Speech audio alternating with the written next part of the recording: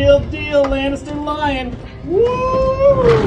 Welcome back to part 2 of Lannister's epic history. We had just talked about Tywin Lannister, and now we're going to continue the Lannister legacy with Cersei, Jaime, and Tyrion, and Myrcella, Tommen, and Joffrey.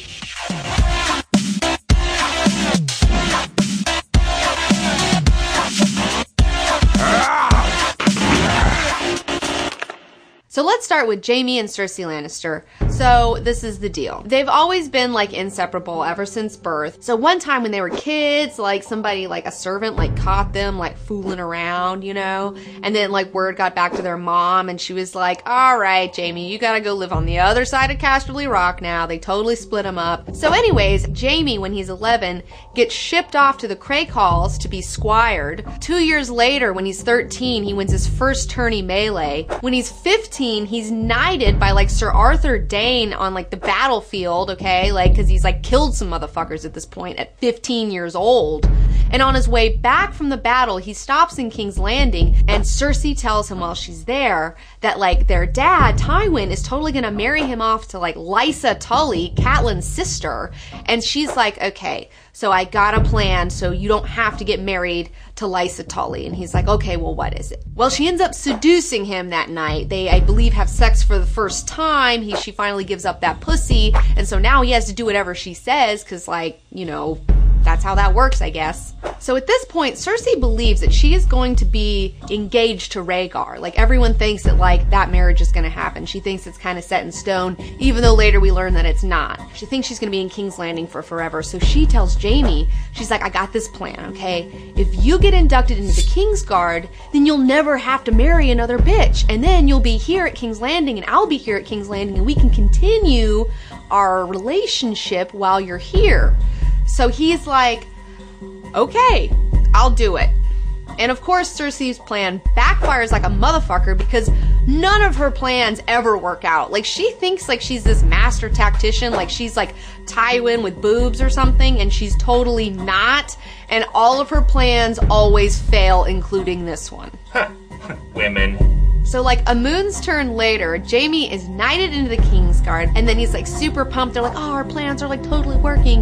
But then King Aerys totally like poops on the whole thing, and it's like, hey, by the way, now that you're part of the Kingsguard, you can just go back to King's Landing and not participate in this tournament that you totally like came here to participate in. So it finally dawns upon Jaime that Aerys raised him to the Kingsguard not as an honor, but as a slight towards his own father, because again, he's robbing Tywin of his heir, and he's like, damn it all.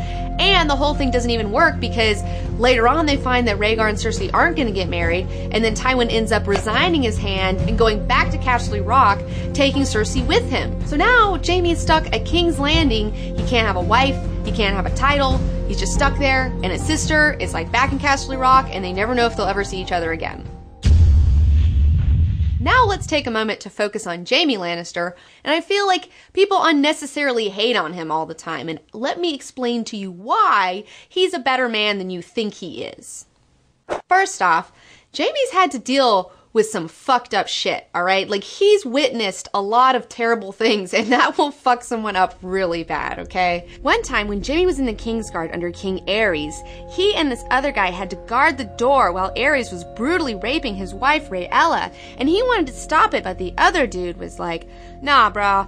And it really messed him up inside because there was nothing he could do. He feels like he has to go dead inside all the time because he's forced to witness like all these really messed up atrocities under King Aerys.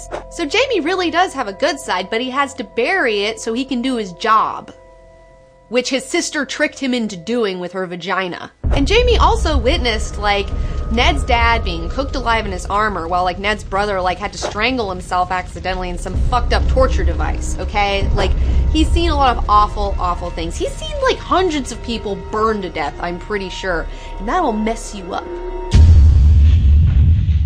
Years later, during the events of the War of the Usurper, also known as Robert's Rebellion, Jaime overhears that Aerys is planning to burn down the entire city of King's Landing with wildfire because Aerys knows that his number is like coming up pretty quick. And he would rather like burn everyone alive than let Robert have King's Landing because he was super nuts at this point. And also, I think Aerys thought that like he wouldn't be like killed by the wildfire, that it would like turn him into a dragon or something, because again, he was fucking out of his mind. So when Tywin enters the city and starts sacking King's Landing, Aerys tells Jaime to go and cut his dad's head off and bring him back his own father's head, while he's also giving these orders out to like the pyromancers to like burn everything. But then Jaime ends up like killing the messenger who's like gonna tell the pyromancers to burn everything. Then he goes back to kill fucking Aerys to stop him from telling anyone else to go burn down the entire city. I mean, Jaime really is the savior of King's Landing. If it wasn't for him, it would have been burnt into the earth forever. It would, like, no one would have survived. But nobody knows this. Like, nobody knows that Jaime's actions really saved everyone. What did the Mad King say when you stabbed him in the back? I never asked. Did he call you a traitor? He said the same thing he'd been saying for hours. Burn them all. And Jaime did the right thing. Like, he killed this super fucked up king who he had watched like torture and murder like tons of people. In his opinion, Jaime did the right thing and considers his act of killing Aerys the finest thing that he has ever done. And what does he get for it? Everyone calls him the Kingslayer all the time. They're like, oh, Kingslayer, and like talk shit to him like he's some fucking asshole, when he pretty much saved freaking everyone. You are no knight. You have forsaken every vow you ever took. So many vows. They make you swear and swear. Defend the king, obey the king. Obey your father. Protect the innocent, defend the weak. And what if your father despises the king? What if the king massacres the innocent? It's too much. No matter what you do, you're forsaking one vow or another. He's so confident in his decision to kill Aerys that he puts up with it. He's just like, whatever, you can call me Kingslayer all you want. I know I did the fucking right thing. And he did! And he did! He did the right thing! Sometimes you're a dick, sometimes you pay the bills. And let's not forget, Jaime totally had the opportunity to crown himself king or to crown his father, but he didn't. People even suggested it to him, and he was like, no, guys, let's just wait until Ned and Robert get here and we'll figure it out later. You know, like, he's a good fucking guy. And you want to know how Ned rewarded Jaime for, like, doing the right thing? Well, he told Robert that, like, he should be stripped of his white cloak and at least made to go to the Night's Watch for killing the king and breaking his oath as a Kingsguard member. Like, Ned is such a stickler, for Christ's sake. Like, fucking Jaime did the right thing. It may have been outside of the rules, but he did what was necessary. And Ned is like, fuck this guy. This explains why Jaime is seen in the show as immediately being a dick to all the Starks. Well said. But then Jon Arryn counsels Robert and says, hey, give him a pardon, let him stay on as a Kingsguard member, whatever. So Robert ends up listening to Jon Arryn, keeps him on, but gives Jaime the name the Kingslayer. And another thing, Jaime has always been cool to Tyrion, unlike Tywin and Cersei. I mean, he's not that bad of a guy. He recognizes that Tyrion is a cool motherfucker. I think Jaime is unfairly disliked by the people of Westeros, and I think he's unfairly disliked by viewers and readers. He's actually a really good guy, but he has to make all these morally complex decisions all the time, and it's like, you can't always be the good guy. Yeah, but he had sex with his sister. Well, nobody's perfect. Now, Jaime is arrogant and narcissistic, but he is a great sword fighter as well and considers himself to be an artist with a sword. And this is one of the only things that he truly cares about. In fact, he thinks that there are only 3 men in Westeros that could beat him. I suppose I should be grateful that your vanity got in the way of your recklessness. And unlike the rest of his family, including Tyrion, Jaime is totally not power hungry in any way, shape, or form, okay? Even Tyrion wants to be Hand of the King.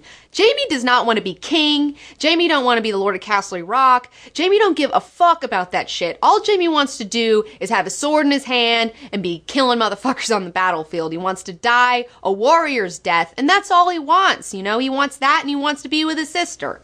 And you know what?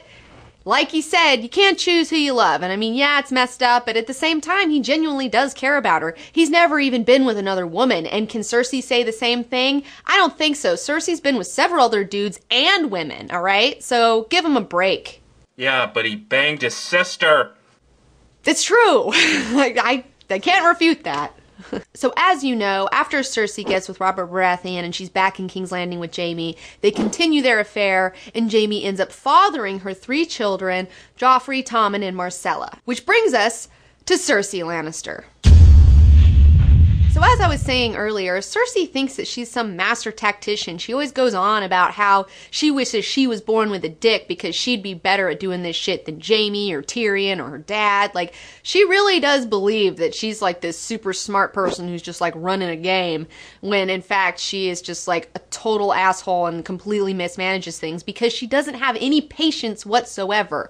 She's all wildfire and she will like totally just burn anyone, doesn't matter who crosses her. Cersei Lannister has no self-control whatsoever, and that always ends up biting her in the ass. She is her own worst enemy, by far.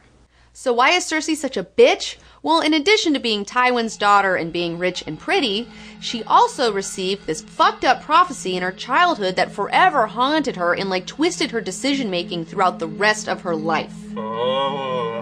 So Cersei hears about this witch woman named Maggie the Frog that totally does prophecies. Her and her girlfriend go down there and demand their futures be told, even after Maggie the Frog is like, go away. So then Maggie's like, okay, well, you want a prophecy? Here you go. She tells Cersei that she's gonna marry the king. She tells Cersei that she's going to have 3 kids and that the king's going to have 16 kids, that all of her kids are going to wear crowns of gold and shrouds of gold, and that she will outlive all of her children. And then she tells her that another more younger, beautiful queen one day will cast her down and take all she holds dear. Just to sum it up for you, Cersei was prophesied that she's going to outlive all of her children and that her little brother is going to choke the life out of her. So that'll mess you up. So what's so tragic about all this is, again, Cersei gets everything wrong. Like, she believes that Marjorie's going to be the younger queen that's going to take her shit, when in reality it's probably Daenerys, hopefully. And also, she hates Tyrion because she believes that he is the Valonqar. Like, she thinks that he's the little brother that's going to choke her out.